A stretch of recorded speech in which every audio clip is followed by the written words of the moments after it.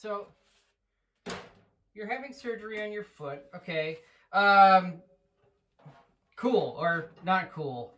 it, those things are frustrating, right? So like, oh boy, I haven't had much surgery, but I've had a handful of injuries over the years, and it's just kind of frustrating, you know, like you just can't do really what you want to do for a while. And so you got to be like super patient and find other things to do that are productive.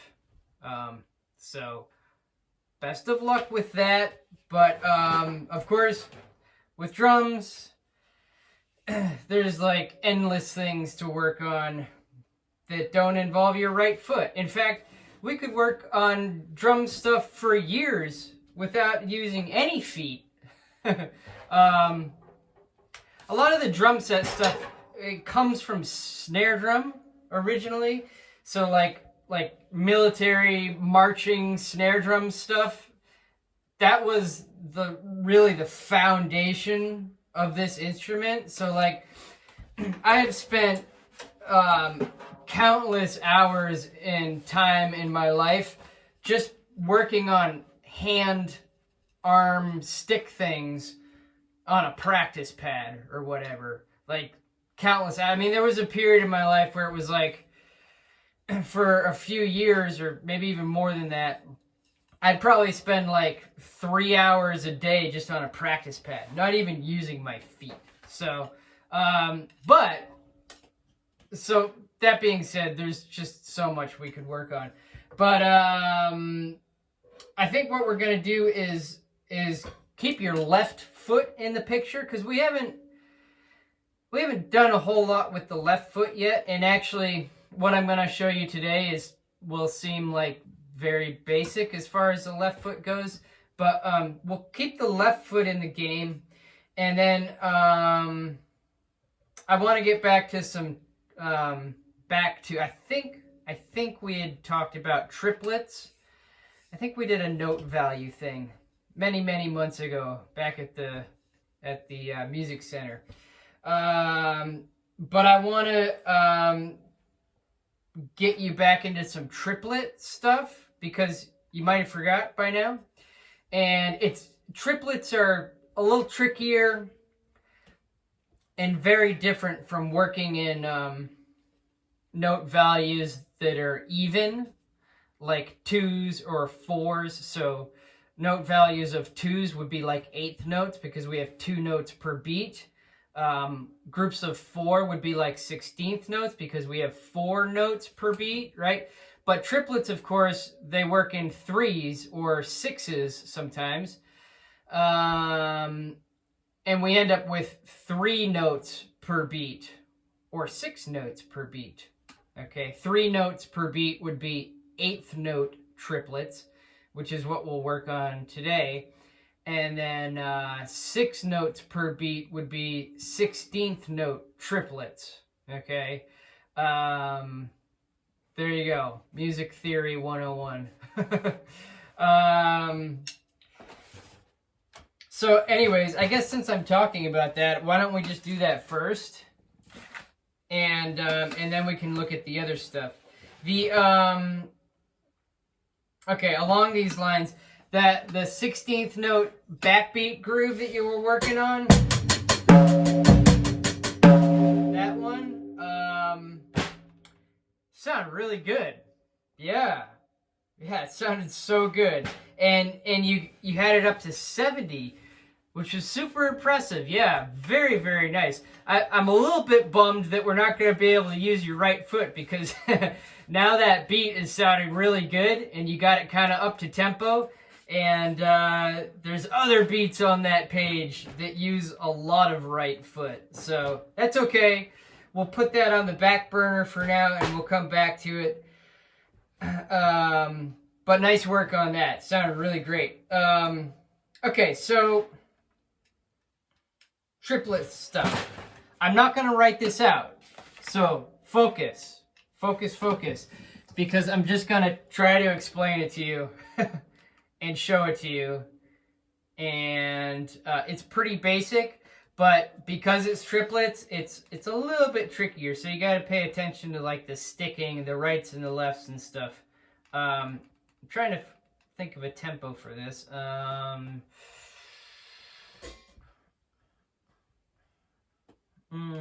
Slow. Can be a little faster than that. Let me turn the volume up here. Okay. 50? Let's see if we can try it at 50. Okay. So I'll turn that up for a second. So the hands are gonna think in triplets. So this is our quarter note pulse, and we gotta fit 3 notes per beat, right? Because it's triplets. And they have to be evenly spaced. Okay, one common mistake would be to go, if this is our pulse, I'll just play it in my left foot, because that's what you're going to do anyways. One common mistake would be to go, oh, okay, I'll put 3 notes per beat. What da da da da da. 1, 2, 3, 1, 2, 3, 1, 2, 3, 1, 2, 3. But that's incorrect, because they're not evenly spaced. That is 1, 2, 3, rest, 1, 2, 3, rest, okay? Which is actually 16th notes. 1 E and a, 2 E and a, 3 E and, okay? So be careful of that, because that's a typical thing to do. In order for them to be triplets, they have to be evenly spaced. And if I didn't explain it before, which I think I did if we did those note value things, give me a second, because if we did those note values, they would be in here. And then I can stop wondering about that. I think they would be in here. I'm not seeing them yet, Cat. Maybe we didn't do those note value things. Nope. Okay. No, I don't see him. Okay. Yeah, that answers that question. In that case, I don't think we've ever talked about triplets. So I'll try to be even more clear, if I can, about this. And can I do this without writing it out? I'm going to try and do it without writing it out. You're getting very good now, and you can use your ears and use your eyes and use your focus. And I think we can do this without me writing it out. Maybe I'll write it out next week just to show you what it looks like. That's probably necessary. But for now, let me just try to show you visually and audibly. Okay. Back to our quarter note pulse.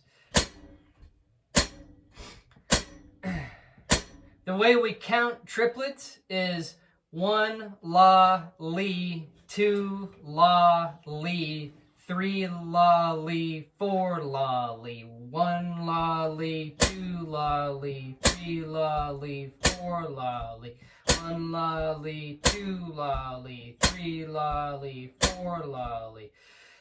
So just what I did just there, that's probably a good place to start to ease yourself into this. Just get it going in your voice and with your left foot, okay? 1 la li, 2 la li, 3 la li, 4 la li. And you can hear and see that they're evenly spaced, right? 1 la li, 2 la li, 3 la li. It's a continuous note value, just as if we had straight 8th notes or straight 16th notes. Here we have straight triplets or 8th note triplets, to be specific. So 1 la li, 2 la li, 3 la li, 4 la li. Okay. Next step, you could either try it with just the hands, or you could put the hands with the foot at the same time. Might make sense to do it with just the hands. So counting and with hands. Now here's the little tricky thing, is that we're going to be doing single stroke sticking. So easy, right? Just right, left, right, left, right, left, back and forth.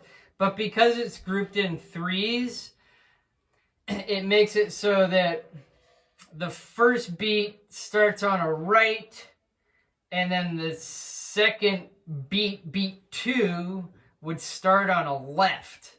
Okay, that's what makes it tricky. So we'd have, I'll do it super slow. 1, la, li, 2. Okay, so you can see that beat 2 starts with the left. And then we end up starting beat 3 with the right. And then we end up starting beat 4 with the left. So that's what makes this tricky with triplets, is that the downbeats, beats 1, 2, 3, and 4, they alternate between right and left, which is tricky because we're right-handed players, or even a left-handed player would find them tricky because they have to start things with their right. So in this case, we start some of the stuff with our right and we start some of the stuff with our left. Whereas with straight note values, even note values like eighth notes or 16th notes, everything starts with the right, which makes them easier. That's the tricky thing about triplets. Okay, so anyways, the next step, count just the hands, no click yet, and maybe leave out the left foot.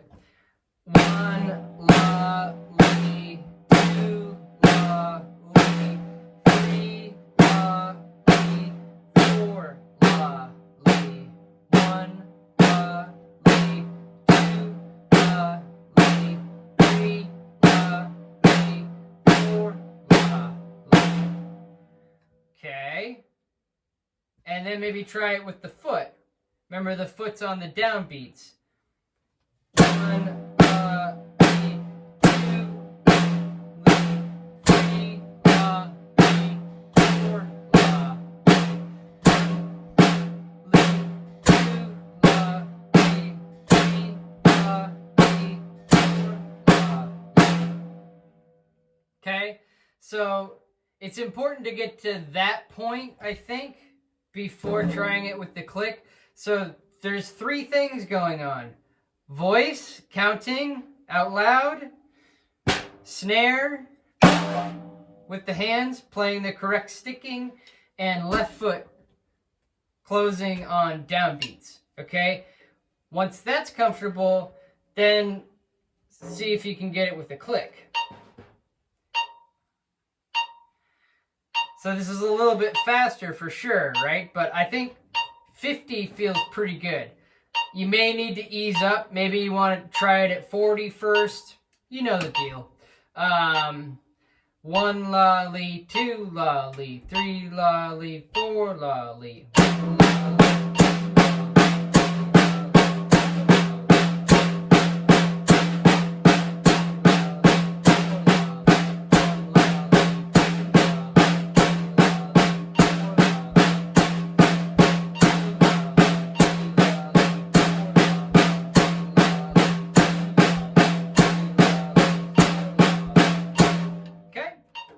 So if you can get to that point by the end of next week, that would be awesome. So that's playing triplets on the snare with the correct sticking, left foot closing on downbeats, metronome at 50, and counting out loud 1 lolly, 2 lolly, 3 lolly, 4 lolly. Which, when you count fast, it gets all jumbled in your mouth, and it's weird. Cool. All right, so that's triplets. I hope that all makes sense. I was trying to be as clear as I could at this moment with that. Pretty basic, but you do have to pay attention to the sticking there. And if you haven't done it before, which I'm pretty sure you haven't because I didn't find that in your folder, then this is going to be kind of different compared to playing 8th notes or 16th notes. Groovy. Okay. Flams. Yeah, awesome. So really nice work. You had it up to 45.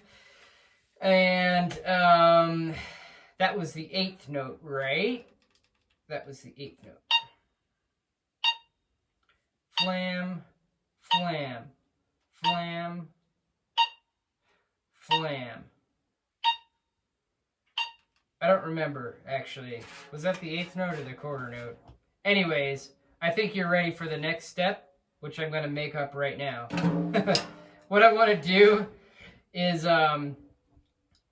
instead of alternating one at a time, so left-handed flam, right-handed flam, left-handed flam, right-handed flam, I want to alternate in groups of fours, okay? Left-handed flam, left-handed flam, left-handed flam, left-handed flam, right-handed flam, right-handed flam, right-handed flam, right-handed flam. Groovy. It looked good what you were doing. They're closer together. I'd actually say some of them were maybe a little too close now. So you went from too far apart, and now maybe some of them were a little bit too close together. So it's just a matter of finding that sweet spot. But they were really good. So I think we can interpret this as a quarter note at this point, and play quarter notes. So if we have 45, we're going to do this. 1, 2, in groups of 4. Left-handed flam, left-handed flam, left-handed flam, left-handed flam, right-handed flam, right, right-handed flam, right, left, left, left, left, right, right, right, right.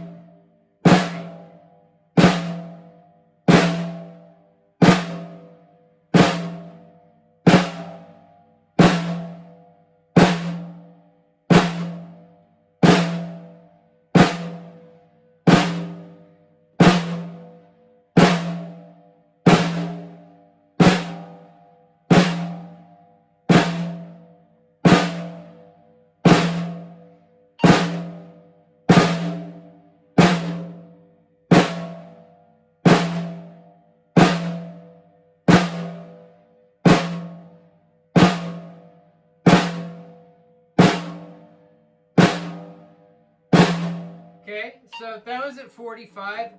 That feels pretty good to me, that tempo. So you get the idea, right? Now we're alternating in groups of 4s. We're at 45. And this gives you a little more time on each side just to try to develop consistency within that specific side. I'm not so worried about your left-handed flams, but the right-handed flams, as for me, are always the weaker one. So by doing it this way, it gives you a little more time on each side to develop that spacing and the consistency. So yeah, if I were practicing that, I'd throw on a timer for like 3, 4, 5 minutes and just hammer away at it, just like I just demonstrated. Maintaining focus and just really paying attention to the spacing of all of those and trying to make everything sound the same and super consistent. Same old stuff, right? Cool. All right, so that's that for the flams. We talked about the triplets. As far as rim shots go, oh my goodness. Oh my goodness. So impressive. Yeah, you got it. It's really exciting. Be proud of yourself. Go out and celebrate. I don't remember when we started this, but I remember initially I said it'd probably take like 3 months if you practice all the time. It's probably been 3 months, right?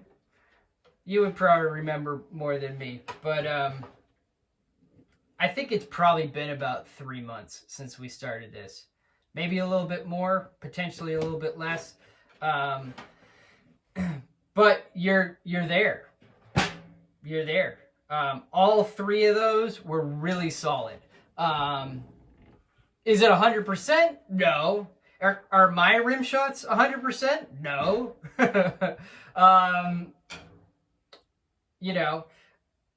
They're pretty good. I'd say I'm, 95% most of the time. But, a little bit of human error in there. Certainly for live situations is totally fine. In a recording studio in very strict pop music context, no, everyone has to be absolutely perfect or they're gonna hire somebody else.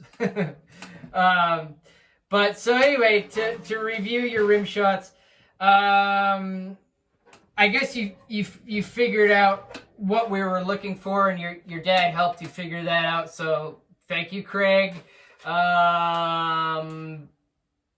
Sorry if I was confusing you in any way. It's a little tricky with the video thing, but whatever. You got it now. So, and I think your evaluation, I pretty much agree with it. We agreed that the third one was the best, correct? And the first two were so similar. I gave you an 8 out of 10 on the first one. It probably could have even been an 8.5 out of 10. I thought the second one was a little bit weaker. I think you got a little bit distracted in the middle there. It was a little more head, not quite enough rim some of the time. So I gave you a 7 out of 10 on that one. And then the third one, I gave you a 9 out of 10. It was fantastic. Really good rim. And I would say you were hitting them 90% of the time, which is awesome. So nice work. Keep going, though. Of course, what we're going to do is leave the right foot out of this. Yeah, so it's a little weird, but we can't stop now because you're going to lose it. And if we were to take 6 weeks off for rim shot, you'd come back and you'd forget how to do it. That's just I mean, not totally forget, but trust me, most of it would go away and you'd be very frustrated. That's the nature of the rim shot. Even for people that have been doing it for a long time, like myself, I haven't been doing like strict rim shot stuff lately. I played a gig last night, and of course I used rim shot stuff on a handful of tunes, and it was good, but I'd say it was 95% for me last night, whereas when I was in the process of really doing rim shot stuff, I could get it like 100% of the time. So you do lose it if you don't stay up on it. So anyway, just keep going with that. Keep showing me the 3 1 minute videos, and we're just going to leave the right foot out. I would encourage you, I mean, depending on, I don't know if you're wearing a cast or you got to keep it elevated or something, but if it's okay and an option to keep your foot on the pedal but not play it, that would be good, because it keeps you in a playing position and it helps you still maintain your overall posture on the instrument. If that's not an option and you gotta like throw your foot up on something or whatever, like whatever, it's okay. But if you can keep the foot and the leg on the pedal but not play it, that would be preferable. But anyway, so yeah, rim shot just...